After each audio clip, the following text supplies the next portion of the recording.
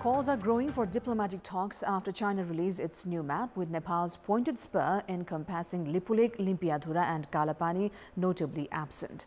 Nepal's new political map released in 2020 had incorporated these areas under Nepal's territory even as India controls the region.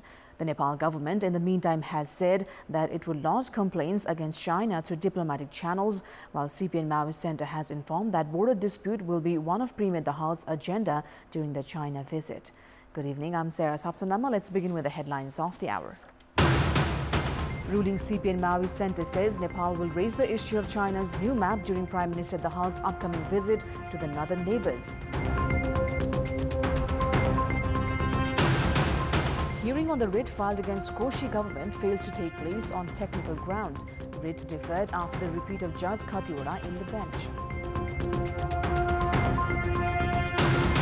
Over 40 people killed and 56 wounded in an army crackdown on violent anti-United Nations demonstrations in eastern Congolese city of Goma. Nepal crushed Bahrain by 10 wickets at the ICC Women T20 World Cup Asian Region qualifiers. Nepal chased the target of 32 runs in 2.5 overs. CPN Maoist Center has said that Nepal will raise the issue of China not recognizing the new political map of Nepal during Prime Minister Pushpakamal Dahal's upcoming China visit. Speaking at a press conference in the party headquarters in the capital's Paris Dada, the Maoist Center's spokesperson Agni Sapkota said that the issue of China not incorporating Limpiadhura, Lipulekh and Kalapani as Nepal's territory will be raised during Prime Minister Pushpakamal Dahal's upcoming China visit. Meanwhile, in a different context, the party has accepted the 12-point interpretive definition on MCC Nepal Compact endorsed by the Parliament and has decided to move ahead with the multi-billion rupees project.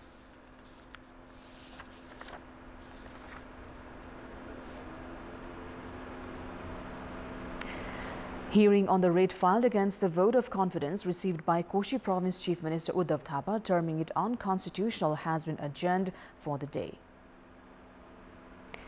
A joint bench of Justices Ishwar Prasad Khatioda and Sushma Lata Mathema was scheduled to hear the case today. However, a single bench of Justice Khatioda on 23rd of August had ruled the vote of confidence clinched by Koshi government as anti-constitutional. It was therefore termed against the spirit of the constitution for the same justice to sit in the bench to decide the case. Chief Minister Thapa had generated the vote of confidence after a member of the Provincial Assembly, Israel Mansouri, who was chairing the meeting, had also participated in the voting process on 21st of August. Terming the process as against the constitution, a writ was filed by the main opposition CPN UML, on which a full bench hearing was slated for today. During the hearing on the 23rd of August, the Supreme Court had directed the province government not to perform any task or take any decision with long-term impacts, citing wrong procedures since it was in the caretaker status.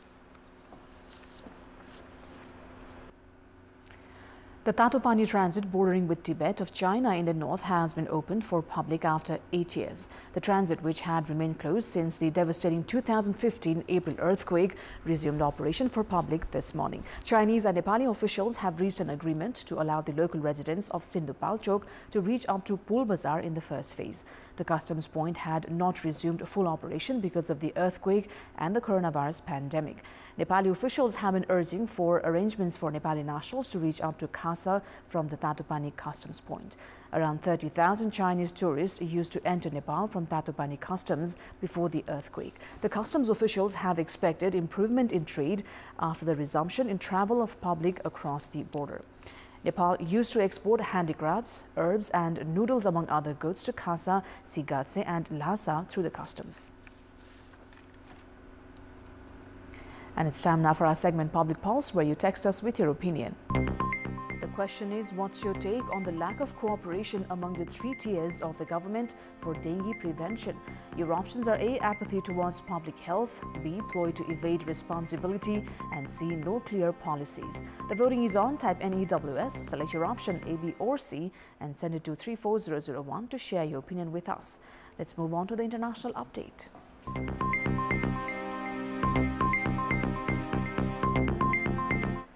Over 40 people were killed and 56 wounded in an army crackdown on violent anti-United Nations demonstrations in eastern Congolese city of Goma. Congolese troops forcibly dispersed the protest against the UN peacekeeping mission and other foreign organizations after footage of an attack on a policeman circulated on social media. The footage has not been independently verified. Earlier, authorities said the policeman was stoned to death and that 6 protesters were killed when the army intervened. But in a statement on Thursday, the government said the death toll stood at 43 while 158 people had been arrested. It said a military investigation had been opened. Unverified footage posted on social media showed soldiers piling bodies into a lorry and driving them through Goma in a convoy.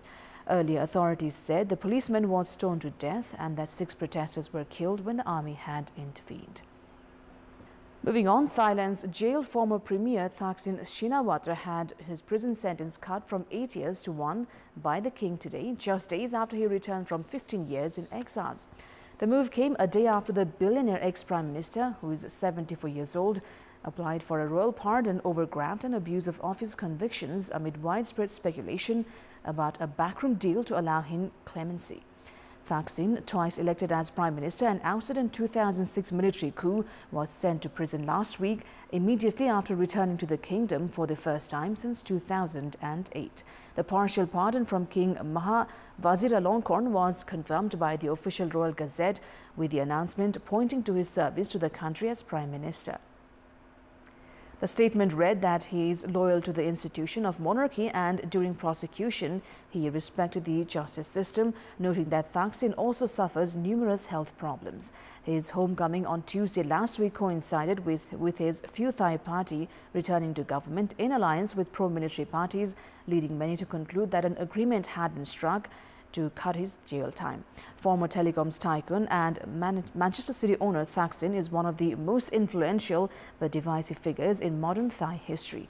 Loved by millions of rural Thais for his populist policies in the early 2000s, he has long been reviled by the country's royalist and pro-military establishment. Much of Thai politics over the last 2 decades had been colored by the establishment's efforts to keep Thaksin and his allies out of power.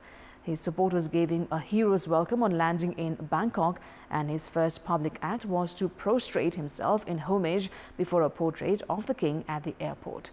Hours later, Pheu Thai's Sretha Thavisin was confirmed as prime minister, the party's first premier since Thaksin's sister Yingluck was thrown out in a coup in 2014. Now, Singapore held its first contested presidential election, which saw 3 candidates campaign to become the country's next head of state, a largely ceremonial role. The candidates include former Deputy Prime Minister Tharman Shanmugaratnam, who is 66-year-old, widely regarded as the pick of the ruling People's Action Party, even though the party has no official say in the voting process, nor has it named a preferred candidate. The other 2 candidates are Ing Kok Song, who is 75-year-old, the former Chief Investment Officer at Sovereign Wealth Fund GIC, and Tan Kin Lian, 75 years old, a former Chief Executive of insurer NTUC Income. Whoever wins will take over from Singapore's first female president, Halimah Yacob. More than 2.7 million Singaporeans are eligible to vote in today's polls. The country's 3rd presidential election since a 1991 act gave the public the right to choose. Singapore's strict qualifying criteria has meant that all elections bar the vote held in 2011 and 1993 were uncontested.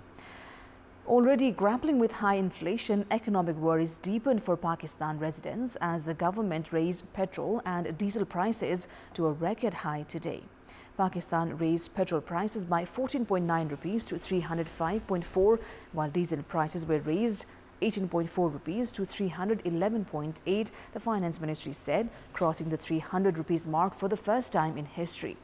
The latest increase came about a fortnight after petrol and diesel prices were hiked by 17.50 rupees and 20 rupees per litre respectively. Earlier in August, the country increased petrol and diesel prices to meet fiscal objectives laid down in a deal with the International Monetary Fund, compounding sky-high inflation. A caretaker administration is currently governing Pakistan, tasked with steering the country through a national election that is due to take place by November. It is also grappling with acute political tension as well as historically high inflation and interest rates. After years of dividing the rich and poor, a wall of stones and cement along a hillside known as the Wall of Shame in Lima has begun to be torn down. The wall, with barbed wire on some sections, divides neighbors with substandard housing and no basic services from those with luxury homes and swimming pools in a privileged neighborhood of paved roads, as an example of great inequalities in a South American country. The Wall of Shame began to be demolished this week thanks to a ruling by the Constitutional Court after a 4-year legal battle between the two sides. The construction of the wall was begun in the 1980s by residents of La Molina residential district, citing security concerns over a wave of land invasions and acts of terrorism during those years by the Maoist Shining Path. But it was at the beginning of the last decade that the wall became even longer, reaching 4.5 kilometers and separating poor residents from the other side of the hill in Villa Maria del Triunfo district of Lima, with stretches up to 3 meters high.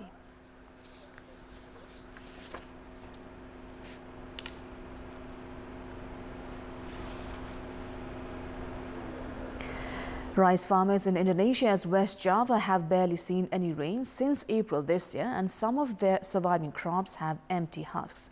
In Karawang, around 66 kilometers east of the capital Jakarta, farmer Muhammad Atta said he could only normally harvest 5 tons of rice, but he was only managing 3 tons currently with the lack of rain. As the El Nino weather pattern presents Indonesia with its driest weather in 4 years, dry fields and failed harvests are now prevalent in rice-producing centers. Rice supplies have thinned and prices have soared in the world's 4th largest consumer of the staple. Most of Indonesia's 270 million population eat rice as staple food, and price movements are politically sensitive ahead of elections set for February 2024.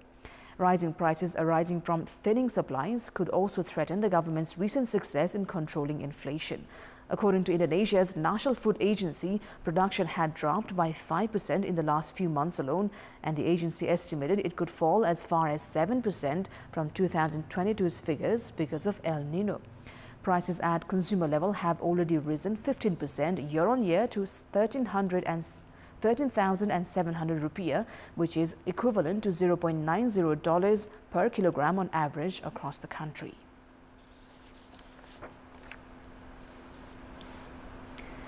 After a brief recovery on the back of de facto dollarization, Venezuela's economy is once again falling victim to high inflation, lagging salaries, and decreases in purchases and production of goods, say business owners and analysts. The government of Nicolas Maduro relaxed currency controls in 2019, allowing more transactions in dollars despite U.S. sanctions. The move led to a slight recovery in 2021 and 22 after 8 years of economic collapse and the migration of some 7.3 million Venezuelans. Maduro held economic growth of 15% last year and said in August that expansion was continuing. But merchants and analysts said the dollarization boost has proven insufficient in the face of limited credit, a depreciating local currency, higher taxes, straitened public spending amid lower oil income, and raising utility bills.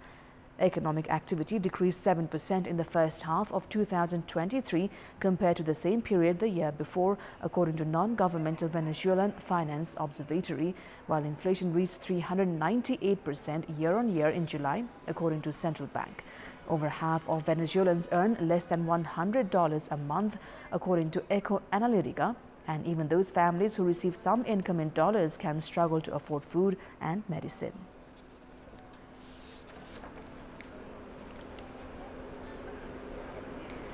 More than 150 British schools have been told to close some buildings after they were deemed unsafe, drawing anger from parents and teachers on the eve of a new term and posing a fresh headache for the government. Britain's Department for Education said 156 schools had been affected by the presence of reinforced autoclaved aerated concrete (RAAC) in the buildings, which authorities have now decided is at risk of collapse.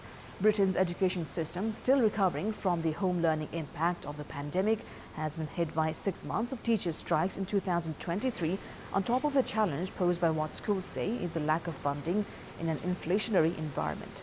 The impression that vital national infrastructure is crumbling adds to the challenge faced by Prime Minister Rishi Sunak as he heads for a national election expected next year following industrial action across education, healthcare and transport. That is all for the moment. Thank you for watching. Bye for now.